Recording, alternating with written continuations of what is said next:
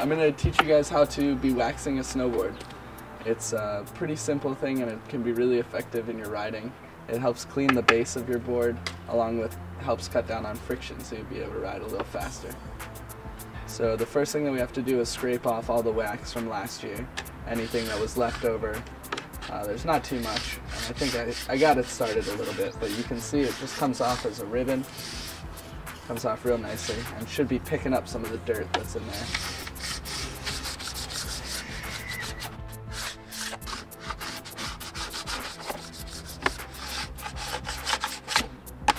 Shall we move on to step 2?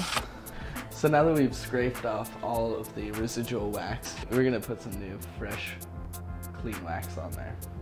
Now what I like to do is just get the iron nice and hot to a point where it feels heated up. You feel like it's going to melt through the wax that you drip. If you touch this bar of wax to the iron, it'll melt it, but without smoking it, because that'll take out all of the good properties. Drip it all the way down. Spread it around. Looking pretty good. It's about as much wax as I use. I use like maybe too much, but it won't affect us too negatively. Now we're gonna start to melt it, really melt it onto the board.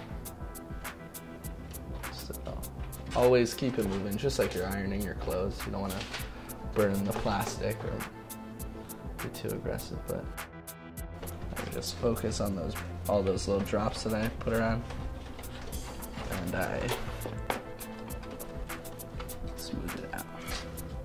Don't really worry about it being too even, anything like that. Just as long as everything's covered, it doesn't really matter how thick the coverage is. This is important to do this pretty much as quickly as you can. It's kind of like over kneading bread dough. It's good to knead it, it's good to melt it into the board, but the more you do, the less effective it's going to be each time. All right, so all those little cracks that I had scraped out before are filled in, and we are now ready to let all this wax cool. It's pretty warm. So it usually takes about a half hour, 20 minutes to a half hour. Third thing that we're going to do is we're going to be scraping all of this wax off now. It's pretty much like earlier when we scraped it off, but we want to make sure that it's extra smooth and like a beautiful finish, ready to go on the mountain. So we start with taking the corner of this guy and going around the metal edge and get all of the wax off of those edges first. So I just go like this.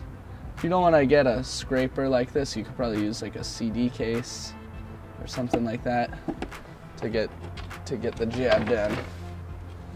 We just go around, try and make sure that there's no wax on these edges, because that might throw you off a little bit. Now that we've gotten the edges clean, we're gonna scrape all the wax off the base. As you'll see, it's gonna start to lift some of this dirt out, so don't be shocked if the wax looks a little more gray than bright white.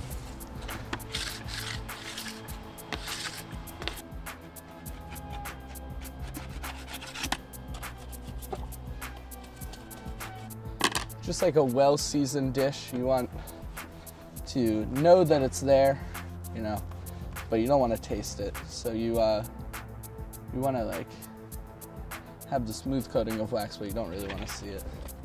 So now that we're all smoothed out, waxed on, waxed off, we're ready to go shred the gnar.